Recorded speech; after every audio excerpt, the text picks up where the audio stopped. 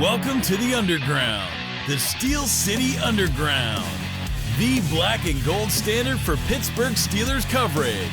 Now, here's your host, Joe Kuzma and Brian E. Roach. Hello, everyone, and welcome to another edition of the Steel City Underground podcast. My name is Joe Kuzma, and rejoining us here to my side, my kind of faithful companion, good friend, buddy, pal, brother from another mother, and apparently Brian Bosworth stunt double, one Mr. Brian E. Roach. What's up? Having a little seltzer here. Seltzer? I don't even know what is a seltzer? A seltzer. Seltzer. It's water Polar. that's bubbly. Polar. With No, fruit sir. flavoring. No, sir. In Ohio, we have things called Speedway gas stations, which they suck, actually. They're nothing like Sheetz or Wawa or anything like that. But Speedway has the Polar Pop, and then you get the punch card and whatever the club is. They got the Polar Pops. I don't know what the hell you're talking When do you ever know what I'm talking about? This is only on rare occasions. rare occasions where our show doesn't like completely go off the rails. Off the rails. Zach and I just had this the other day, and we were all over the place, to be honest. So. I watched a little bit of. I got distracted from other requirements in my life and did not get to finish the show. But I watched a bit of it. You know, wide receiver show is not really my cup of tea. But that's why you weren't on it. I know. But this is more like in your wheelhouse. This my is cup of tea. Your domain. Or my can of seltzer. No, it just doesn't work the same way. So, hey man, I saw the new Spider-Man, like the animated movie, and there's no end credits in that. I think it's because it's a Sony joint, but that's, that's probably why. Was there end credits in the first one? I don't think there were. I don't believe there was.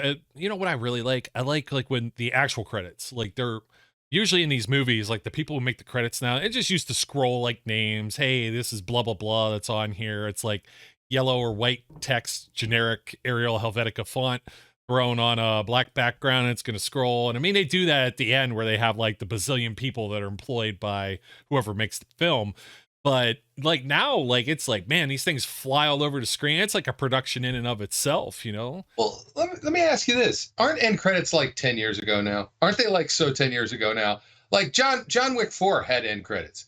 Like it's like I'm sort of over. I'm over the end credits. End credits are played. Yeah, I'm out. I'm out. And you know why I'm over the end credits, dude? You show up for this was a 7:00 movie, and you can guarantee it ain't starting until at least 7:30.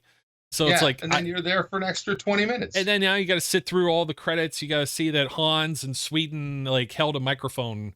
He was. I'll pick up the end credit scene now.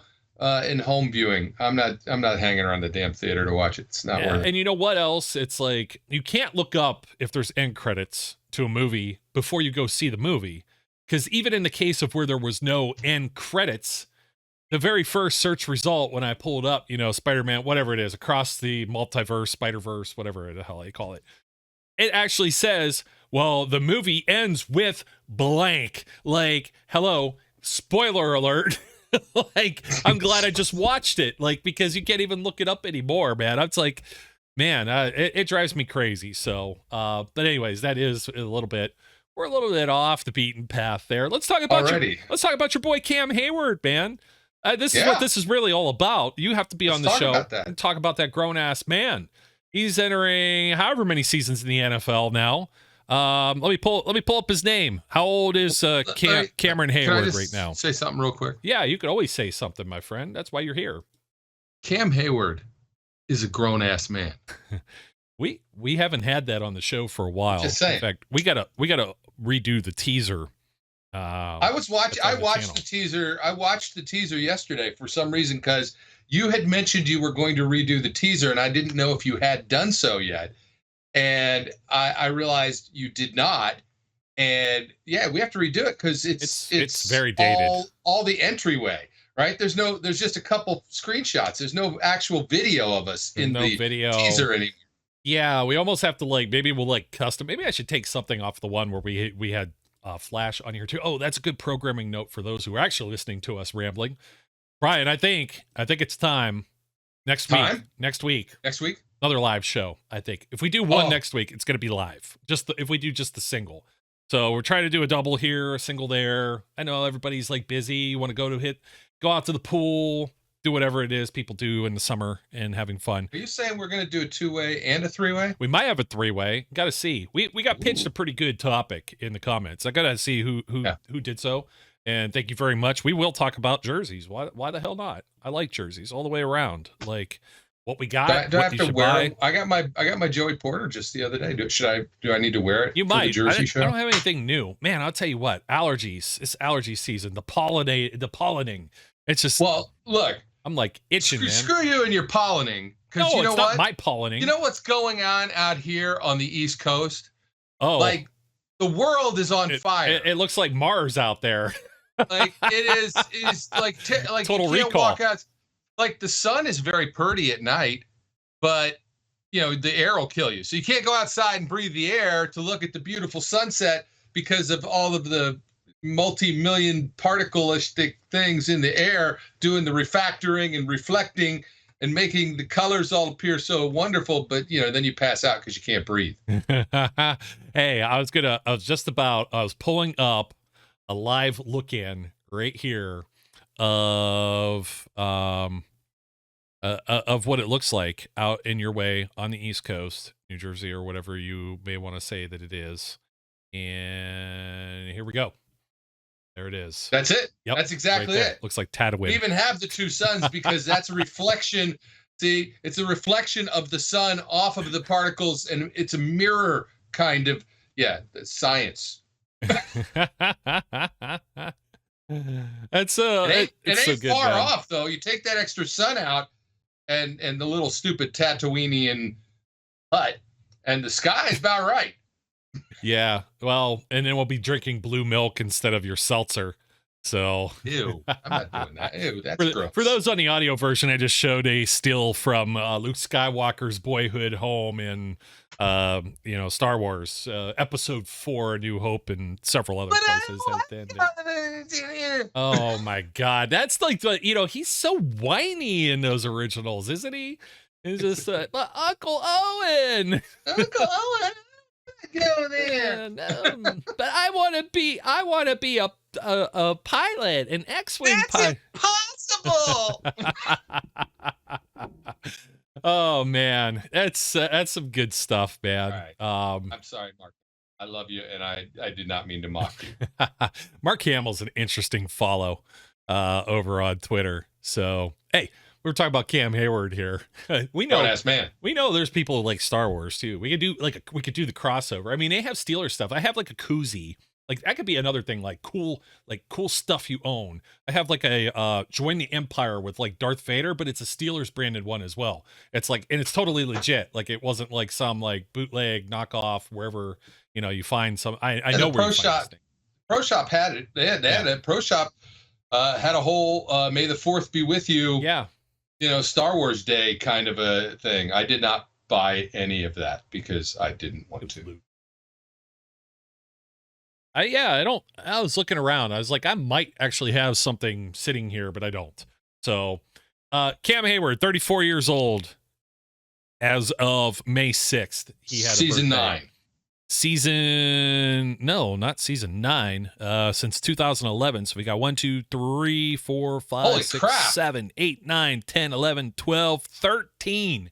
13 seasons in the NFL. Yes. That's a grown ass old man.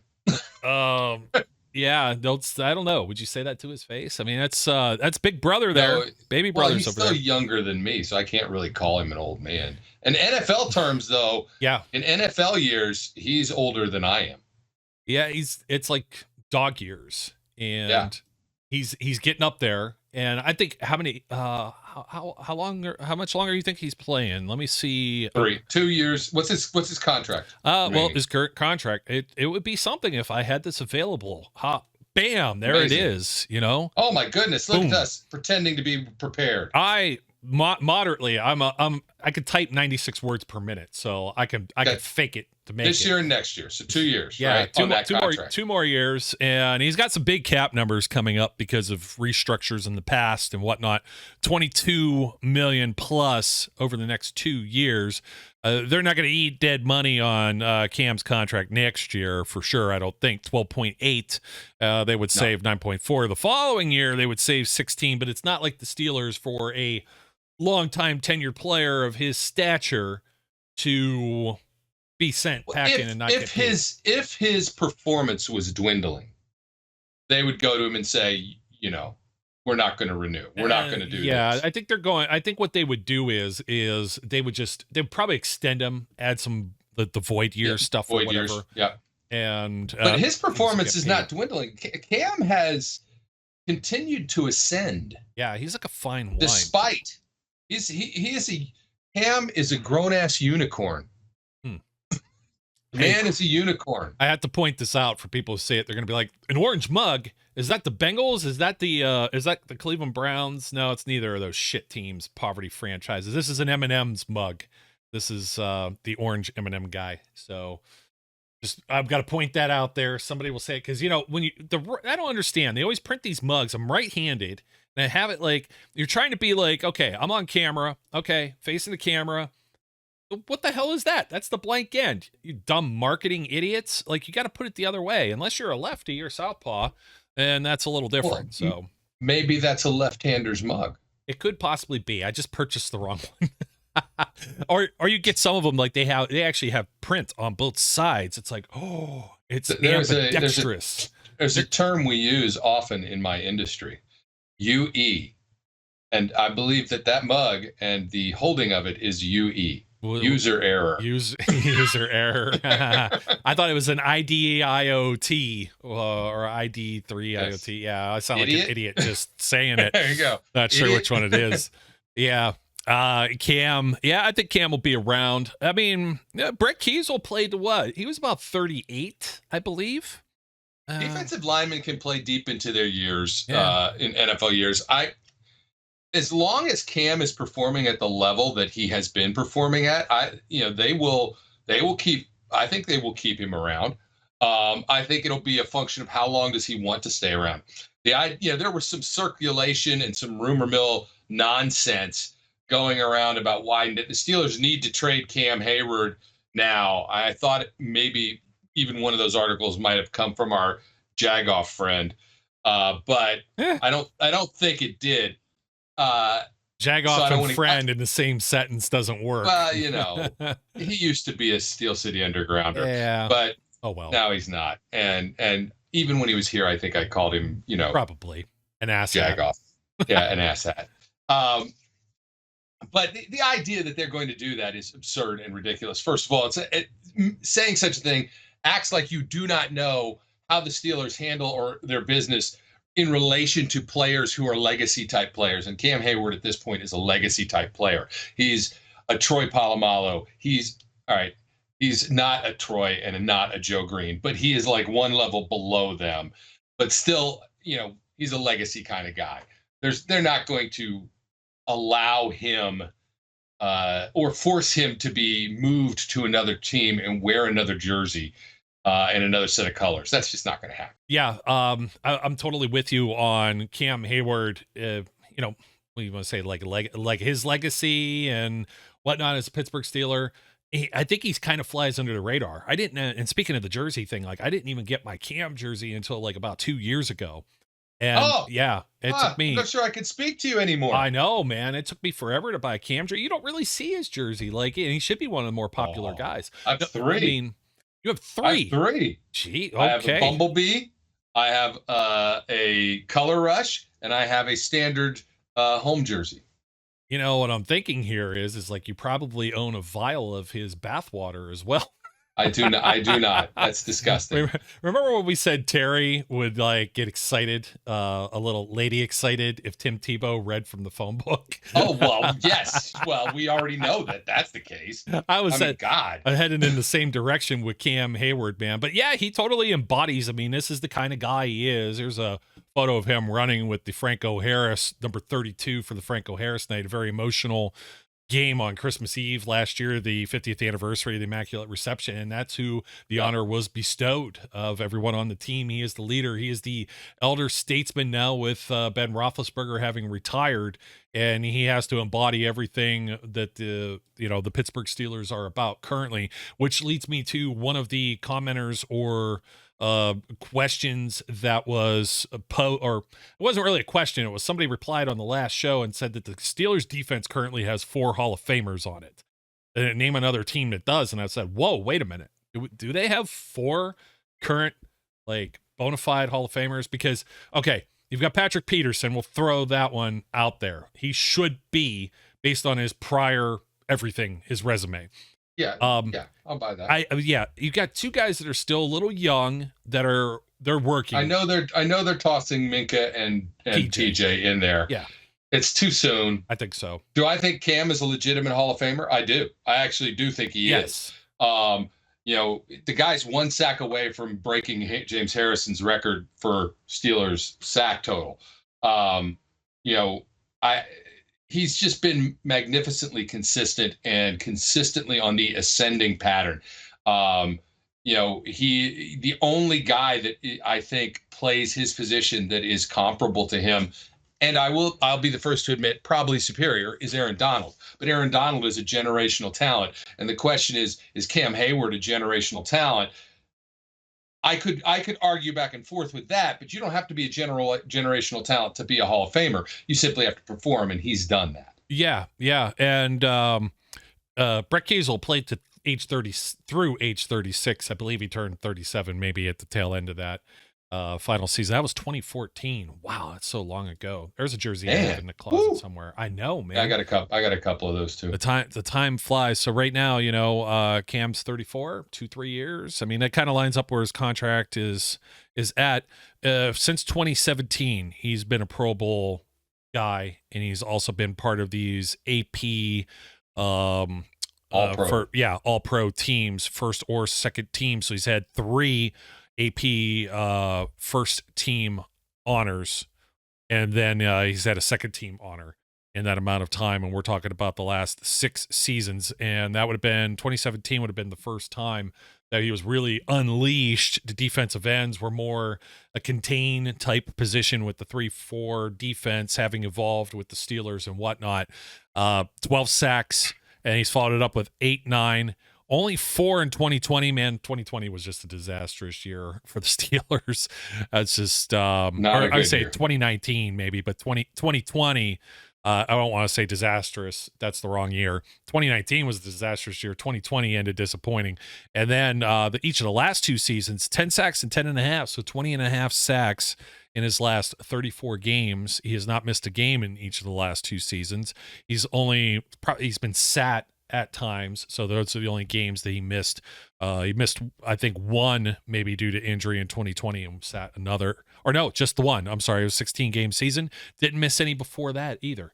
So he's been pretty much an Iron Man over the last course of this. It wasn't just the Cam Heyward show here, but he's a large part of this, and preserving him is part of this too. But they had to replace Stephon Tuitt. Was probably, like, he's the next big thing to happen, right, with the Pittsburgh Steelers. And you're right, man. 78.5 sacks for our dude Cam Heyward. Wow, that like really snuck up on me too. That would have been a really good trivia question, because I just did not see that one as you mentioned it. Wow, that's pretty crazy. All right, so let's be fair. TJ is like a sack behind him. So even if he gets the record, he's not going to hold it for very long. No. But it's he's playing a different position, right? He's not playing outside linebacker. He's getting that number of sacks from an interior position. That's just unheard of for the Steelers of the last 2.5, 3 decades. Yeah. Right? These are the kind of numbers that guys like L.C. Greenwood and Joe Green put out. Oh, yeah. So good point. That's the Hall of Fame thing. And I said this in the comments to whoever a commenter was on YouTube. I said, okay, look how long it took Alan Faneca to get in. Look how long it took Jerome Bettis to get in. Both dominant players at their position, but defensive line just isn't as sexy as quarterback or wide receiver, the skill positions or the, quarterback, the most important position. How long would it take Cam Heyward to maybe get in? It might take him a decade. Well, look at LC Greenwood, and I know sacks weren't an official record until after he retired, but they have those numbers. He unofficially has 78 sacks. So, and this dude should be in the Hall of Fame. Should be, absolutely. And just crime. It is a crime. He is completely snubbed because of his association with, the rest of that. Are they going to put everybody in? And my answer to that is they should. Yes. They all belong. So I was like, I'm here. I'm trying to look for. Just to get this rant out of my system. Andy Russell and LC Greenwood are the two remaining members of that defense that there is no justifiable reason are not in the Hall of Fame. Yeah, I'm 100% with you. I am looking for. I know the Steelers have like a complete. Okay, they've got records: all-time individual leaders, all-time sacks, and they do have it unofficially here, so I'm trying to see if I can make this larger on screen and pull it up for everyone's consumption at home. James Harrison with 80.5, Cam Heyward 78.5. So 2 away. TJ Watt's 1 behind Cameron Heyward. Yep. Then Jason Gilden.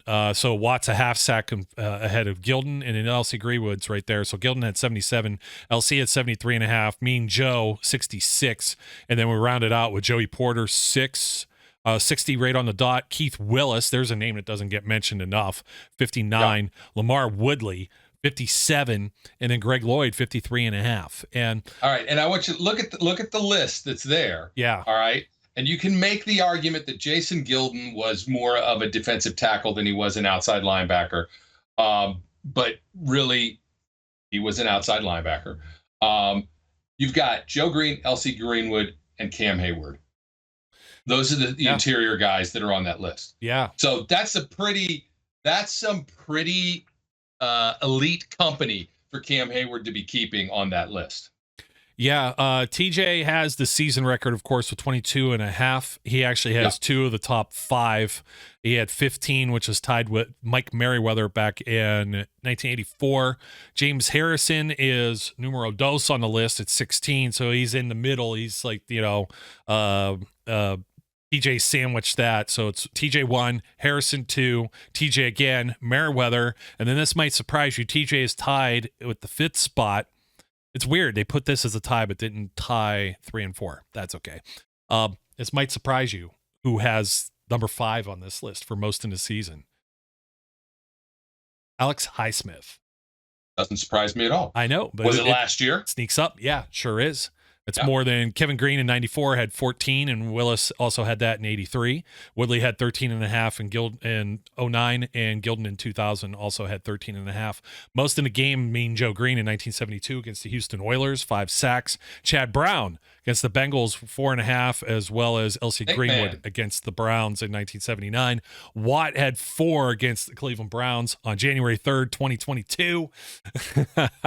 And Joey Porter's tied with that. He had a game against the Bucks in 2001, October 14th. For some reason, that really stands out to me, that game. I can't put my finger on it right now. And that's where I'll leave it. So we were starting to talk, or I was starting to bring up Stephon Tuitt. And, he had his double-digit sack season in his first one, and then, brother passes away, and he pretty much walks away from football. And the Steelers have to replace somebody that was becoming a productive player that was also paid very, very handsomely for his performance on the field and was still young and looking forward to be counted on into the future. At this point, absolutely, yeah, they've been searching for that since Stephon Tuitt left, right? And it's no slight to Stephon Tuitt. You do what you have to do. Look, none of us are walking in his shoes. We don't know what the emotional situation was like for him. We can only imagine that it was terrible. But he made a decision to walk away, and You got to respect that. Fine. But yeah, the Steelers have been searching for that kind of production on that line. Tyson Alualu has played well, right? But was never going to be that guy. You know, they've just been looking. Is Larry that guy? Is Larry Ogunjobi that guy? I don't know. I think Larry Ogunjobi is going to surprise some people this year. To be frank and to be honest, I know Cam Heyward came out and flat out said, and Tomlin has as well, that we have not seen the best of Larry Ogunjobi. Last year was not the best. But the thing is, this is a guy who is still pretty young in relative terms. Yes, the Steelers the Steelers have gotten it used to figuring out, how do I handle injuries along the defensive line with people? How do I make it effective for them to be able to come out and avoid practices and do the things they need to do to be healthy so they can perform on game day? And, Ogunjobi himself said, part of the reason he came back is just the way that this team treated him last year and how they helped him in the goal of moving forward and maintaining himself so that injuries were not going to be long lasting in the same sense. He flat out admitted he was not 100% healthy from the beginning of the year last year. Oh yeah. I think you've got the potential right now with just Cam and Larry Ogunjobi to have two guys in there. If you've got Alex Highsmith on the one side and TJ on the other side, and that's your four across the front, that could be a devastating group, right? You throw in Keanu Benton. Well, don't go too far. Marvin Leal. Hold on. You throw in some other things. Yeah. I'm just telling you, this is going to be an interesting group. Yeah, interesting group. 29 years old, Larry Ogunjobi. Of course, this is his AFC North tour. The only team he hasn't played for in the division, the Baltimore Ravens. Better not ever. Yeah, and I mean, so over the course of the last couple of seasons, I mean, you tried to get Chris Wormley to fill in this spot, and Tyson Alualu got banged up in age. Serviceable work, right? But never outstanding. Yeah, nothing too over the top. And I know, Larry, how many times last season did we mention Larry Ogunjobi on the injury report? Every single week it was like, well, we're recording this on Thursday, this pregame show. Let's see if he practices Friday afternoon, and then he might be, but it was questionable every week that way. He had like a practice, and and he got a bag for it too. He got a 3-year contract, just shy of 30 million, actually just shy of 29, and his cap numbers are a little all over. It's a little more softer of a blow this year, and so he signed through 2025, free agent in 2026, 1 year after Cam might be on schedule, depending on what happens with his future. So they're looking at and depending on him to continue to be the guy. And, to be frank, this is something that happens frequently in a lot of divisions in the NFL where the opponent or somebody has a familiarity, and particularly it's going to happen with the Steelers, right? Because Mike Tomlin's been around for a minute. He's seen all of these guys. He's watched enough film over all the years, and these guys like the back of your hand. There's no guesswork with it. So when Ogunjobi failed the physical with the Chicago Bears and the big contract he was supposed to have, it was like, how much and how well can you play? Unfortunately, the middle of that, like if you're on the 3-4, everybody keeps talking about a Casey Hampton. They want a Casey Hampton. Oh, they shouldn't have let Javon Hargrave go. Well, Javon Hargrave was, it's a set of circumstances you can't help. You can't pay a premium for 3 top defensive linemen in the way that the Steelers operate when that third guy that might be the nose is playing maybe 30% or less of the snaps in that game. And Javon really made his, his claim to a contract and still got paid this offseason too. Nothing against him. He's been nothing but short of awesome everywhere he's been and how he's played. But that window of opportunity that opened up because of the injuries to the other guys, and he was relied on a little bit more. Otherwise, maybe he didn't have the higher value and he would still be there, and you wouldn't be talking about who's next, who's on deck. So now Tyson Alualu, is out of the picture. He got a little older after that. He wasn't the same player after that injury. They missed him for the better part of 2 seasons. If you count like last year, he didn't really play a whole lot. made some way for some of the other guys, but who's up next? Because when you look at this depth chart, and you've already mentioned the name, and when I'm huge on Keanu Benton, you're penciling him in already. He's got to be the guy because Montravius Adams, as much as I like Adams, it's not the full-time answer. Braden Fehoko, hopefully I'm saying that dude's name right because he could just break every bone in my body. I forgot we signed him. You forgot you signed him. But I think he's more of a higher profile. It isn't a high profile signing, but he's a guy that was signed that I think would make the roster over like Armon Watson, maybe even Adams for that matter. Depends how many defensive linemen they keep, eligibility and everything like that. I don't think they reach and go grab. I mean, I know he's not the highest profile, but they still signed him like the second week or so or whatever. He's the guy that potentially fills that, Casey Hampton kind of a role, right? So he's a limited down guy. He's not a guy that is necessarily a 3-down, kind of a lineman. But when they're in that particular, I know we all think of it as their base package, but it's really more of a sub package for them at this point anymore. And when they're in that package, that's the role that he would fit. But that's all speculation. He needs to not, go poo-poo in the bed when training camp rolls around. There will be, that's the thing. They are set up in, we talk about this every year. The defensive line is set up to hone each other, right? It is set up to provide competition, steel on steel, to have guys try to inspire each other to be the best versions of themselves. I know I sound like an Army ad or something, but it's just it is what it is. Be who you can be all that you can be, all that crap. In this instance is the case. They are set up to really try and create a line that is the best of the group that they've had. And it'll either cause some folks to rise up. Just look at Dan Moore in OTAs right now, right? Dan Moore showing up in shape. Dan Moore showing up, looking like, superhuman man, right? Yeah. With the V shape and all the, crazy stuff. He's put on weight and looks like he lost weight. Yeah. Let me tell you something about, and we'll do a show just on the offensive line, of course, too. But I think Dan Moore, he may not have the long-term future with the Steelers. He'll be around in the league for a little while, I think. Yeah. I think so.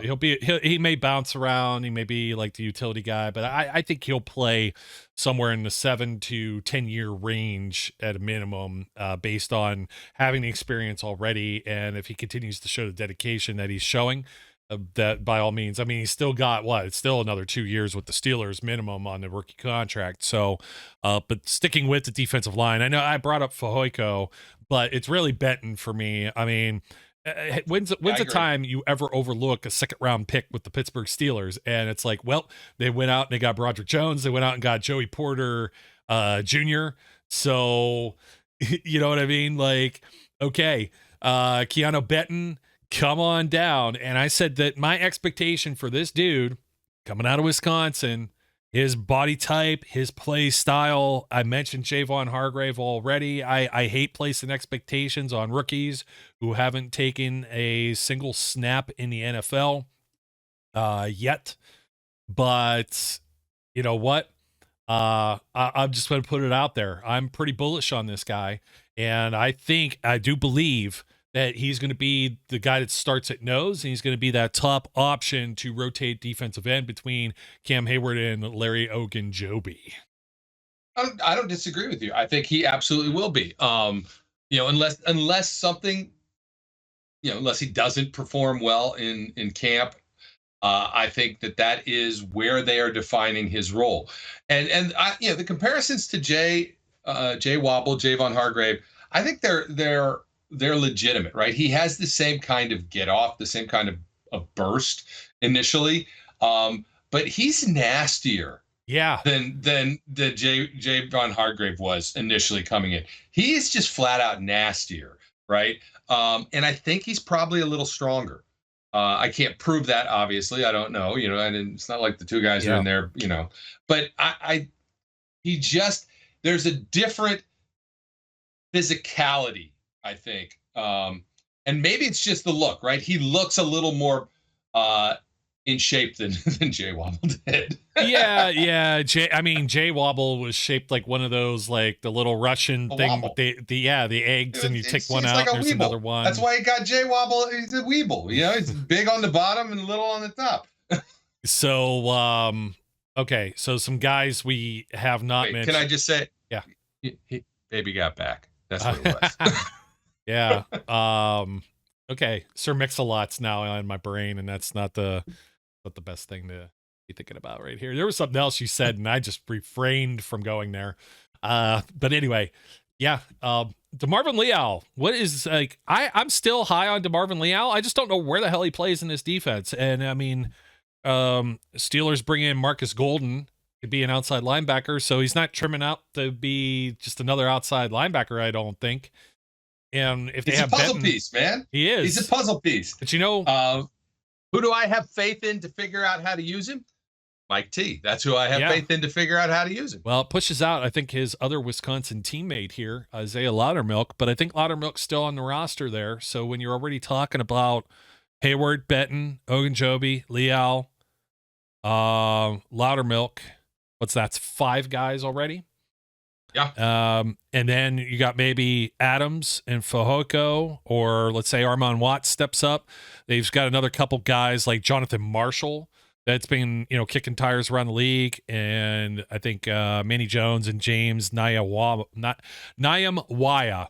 and, some practice squad type guys that, could potential practice squad guys, training camp bodies to help run some of these drills. I mean, it doesn't mean Loudermilk isn't whatever. Loudermilk, I think, will still be around, and he'll be on punt teams and stuff like that, special teams, field goal unit, stuff like that. So, but I mean, he's kind of got pushed down the bench with the additions of Leal and Benton over the last 2 years. Ogunjobi is brought back, and there's a couple of, probably on the same level or on par free agents that don't really, push, really excite you, move the needle, but they're guys that in a pinch can help contribute with the team. So did the Steelers do enough to shore up their defensive line this offseason? I say yes, they did, because those 2 additions alone, bringing back Ogunjobi and bringing in Benton, I think that's going to be huge. Can I tell you, this is, you mentioned I have the Brian Bosworth shade kind of look. Look, the reason I'm wearing these is because the future's so bright, baby. I got to wear shades. That's the way I'm looking at it. Did they do enough? Yeah, I think they did. The big key being Keanu Benton. I mean, we talked about this early. I felt like they really desperately needed to bring Larry Ogunjobi back. Yeah. I felt like that was a key element. They did that. And then drafting some depth. I'm with you on being high on DeMarvin Leal, although I think he just said, call me Marvin, right? Did he? I may have missed that one. I don't know. Look, I'm a big Jim Wexell fan, right? I like Jim. Jim's good people. Friend of the show. Jim is good people. Gonna have Jim. Gonna have to bring Jim on during camp if I could. Well, he now has a Steel City I don't know how long he's had it. Yeah. Podcast. And I've watched it a couple times, and I think it was on that podcast he said that he was talking to DeMarvin Leal, and he said, just call me Marv. And maybe that was just for Jim. But anyway, I'm calling him Marv now. It reminds me of the Wet Bandits, Home Alone. The Wet Bandits. Marv. Marv. Come on, Marv. Yeah, that was my Joe Pesci impersonation. Oh, okay.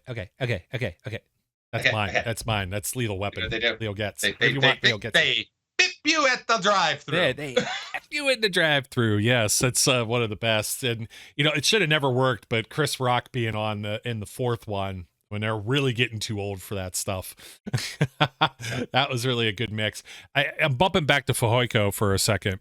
Let's not pump up too many expectations. 19 games appeared in 3 years. No sacks. 36 combined tackles, only 1 tackle for loss, no hits on the quarterback. That's what I mean by that's kind of where like somebody. I'll look up Armon Watts as well. DEPTH, depth.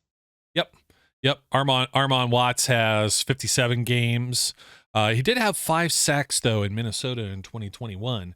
So he had some production there. He got to the quarterback 10 times. So maybe I'm sleeping on the wrong guy. That's possible. You know, somebody will come out. Every year. It happens every year. Somebody's going to surprise, right? Somebody's going to shine. And I'm not talking camp phenom. I'm not talking the practice squad guy that all of a sudden everybody's like, holy crud, we got to get that guy because he's, you know, he's balling out against the JV. Whatever, you know. But one of these guys will surprise. One of them will surprise in the opposite way, whether it's Montravius Adams or Isaiah Loudermilk or somebody. Somebody will underperform and somebody will overperform. Mm-hmm. Somebody will rise to the competition that they've put together, and somebody is going to flounder. Yeah, and Jonathan Marshall is 6'3", 310. A 6th-round pick in 2021 by the New York Jets. Didn't get on the field last year anywhere. So it's kind of interesting. Maybe this is a guy that they had pegged in the draft process ages ago that would have been like one of those later round picks that they may have snagged and stashed and did something with. So, you know, well, I'll reserve judgment because you just never know who's scouting the talent. And then, of course, you know, it's not like the Jets are this model franchise that the rest of the NFL like wants to emulate. So there's a lot to be said about scheme and coaching and system and everything like that. But overall, though, I think we nailed who the top suspects are to take a look at here. And I think this is going to be fun because we already talked outside linebackers, your edge rushers, and you combine these guys. We'll get to the inside linebackers and talk about a complete front seven here. And I think it really is a complete defensive squad. You knock on wood and just make sure you pray that there's no serious injuries in camp or anything like that that would hamper or be a negative for this for the complete unit here. So but no, very interesting talk, Brian. Anything else? I think we've got pretty much everything covered here, most of our bases, right? Yeah, we do. All right. So by the way, you know, on our extra scenes show, somebody did finally somebody commented, and we're like, no, I stayed. Brian's giving away his preseason tickets. So I just want to now fully announce this in the normal scope of the show. How many preseason games we got at home? 1 or 2? One. I think one. Yeah, just one. The one. So, and who is it against? Hold on. I will tell you in 2 seconds because NFL released today the 23 preseason games that they will air live. Yes. And the Steelers have one of those games, and that happens to occur it's the game in Atlanta, I believe, on Thursday, August 24th. That's a 7:30 game. I'm not giving away tickets to that game because I don't have any. You're not going to wherever. At least Chick-fil-A will be open down there in the Mercedes-Benz Dome in Atlanta this time because it's not a Sunday, which is always good. And let's see. Is that the dumbest combination of a food supply chain with a football stadium ever? Well, I mean, they play college football games there too. Yeah, but still, I'm sorry. I know. It's like, oh, NFL, we're in an NFL stadium, but we'll never be open when they play. Yeah, it'd be like having Purgatory like closed on Sundays, you know? Yeah, it's like, what the hell is that? Steelers and Bills preseason game is on August 9th. That's a Saturday, August 19th. I have it listed right here as 6:30. Man, you know what? That's rough. You're going to be in the sun. Well, you won't. Not if you got Brian's tickets. You got my tickets. You won't be in the sun. You'll be under the roof. You'll be under the roof. Under the roof. Could be a hot one. It traditionally is with those yellow seats. I passed out walking up to them. Yeah. Dude, that can be rough. That can be rough, even with the amount of steps I usually get in a day. So the first preseason game is August 11th against the Tampa Bay Buccaneers at Raymond James Stadium. The second one is Saturday, August 19th, 6:30 against the Buffalo Bills at Acrisure Stadium. And then the final one, remember, only 3 on deck right now. No longer any 4th preseason games unless you're playing at Hall of Fame game in Canton. That would be Thursday on August 24th at 7:30 and at the Atlanta Falcons Mercedes-Benz Stadium. Those are the 3 games, and that will be the one that's live on NFL Network for those of you who aren't sitting or situated right in the seat of the Pittsburgh immediate area or one of the affiliates that will probably carry the preseason games. And always stay tuned here, Steel City Underground and steelcityunderground.com, and we'll have that information for you as best we can. It gets dicey because the preseason games are carried by like the local outlets. So you got Bob Pompiani and Charlie Batch doing the play-by-play, and there's all kinds of goofy stuff that happens. And I've been part of this too, Brian, where it's technically a home game for the Steelers, and they have the Bills feed with the Bills guys. And by the time you get into the third, fourth quarter, they're like, oh, hey, look, Jim Kelly showed up, like somebody from the Bills pass. Andre Reed's here, and you're missing plays. And you're like, well, I want to see Mason Rudolph complete this pass to, Dre Fitzpatrick or whatever, like somebody that's you really wanted to. You want to see Mason Rudolph complete that pass? I do. Nobody that you ever heard of, guys that are going to be bagging it grocery store the following week. I had this in the comments too, though, because like Tyler Vaughns went to the XFL. I thought for sure he may have been coming back to the Steelers camp this year or for this off season or somewhere. Like he was pretty impressive, but it's a tough nut to crack to even be wide receiver 6 on the Steelers depth chart these days. I need to know, because I didn't get through all the way through the wide receiver show. Is Zach Adonia like a stand for Hakeem Butler or no? Oh, so absolutely. I mean, he's got a visor. He wears a visor. That's all you need to know. That's there you go. Got a visor. Shoe in. Got a visor on. Then he's just a guy. Yeah. Okay. So anyway, to get back to this, yes, I'm giving away my preseason tickets. The way it worked last year and the way it'll work this year is just find me on Instagram, message me, tell me why I need to give them to you. You can start now. You can wait. I don't care. Sometime first week in August, I'll give them away. Sounds good, my friend, and appreciate you doing that. My cousin will probably shoot me if I gave mine away. I may actually make this one since there's only like one, and it's situated in a spot where it works out very advantageous for me to maybe make that trip. I like doing at least one preseason game. I got to get, why? You got to get all the wrinkles out. I've tailgated once for a preseason game, but that's just because my daughter wanted to see like the setup and stuff. So I brought the grill and grilled some stuff and we hung out. But I can't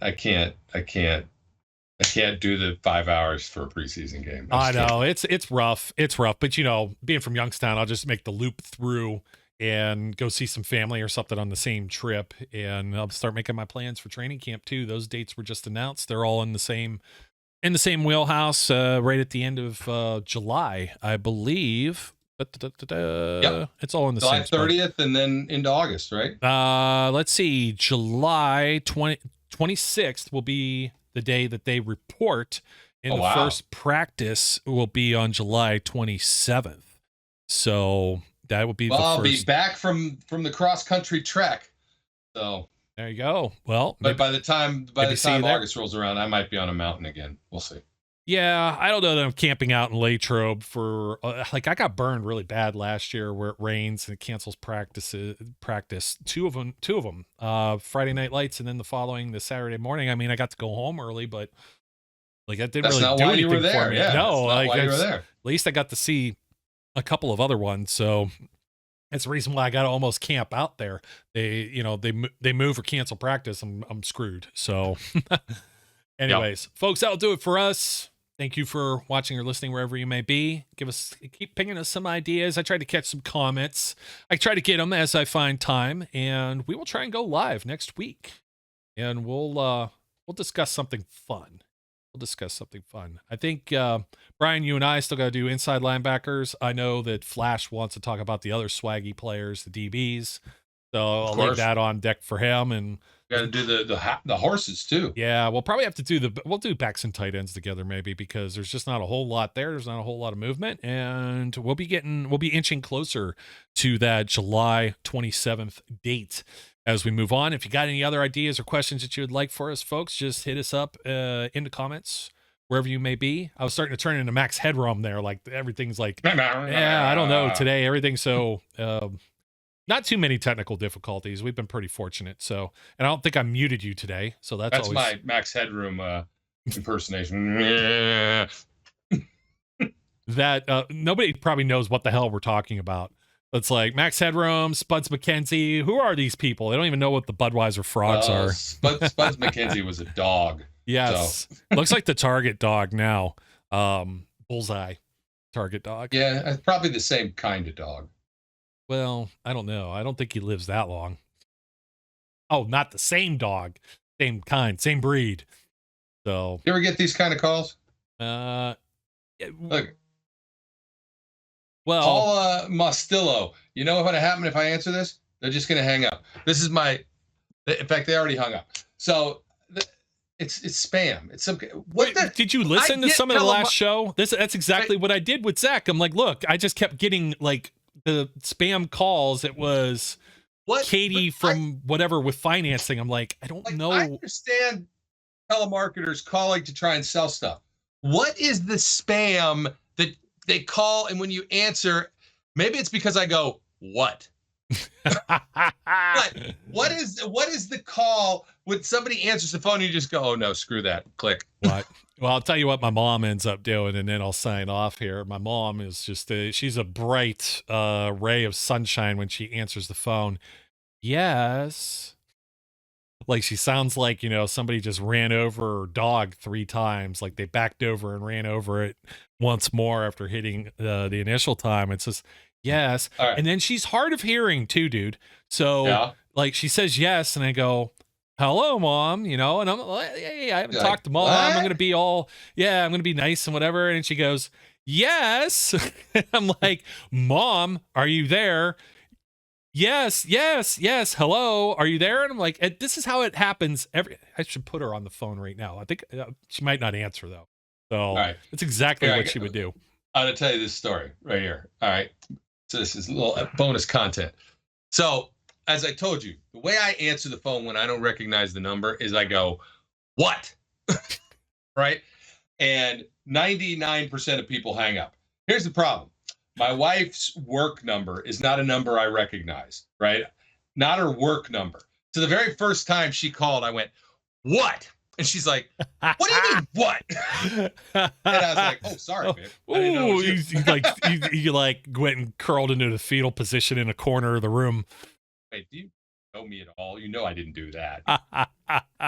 Yeah. I just was like, thought you were a telemarketer. What do you want from me?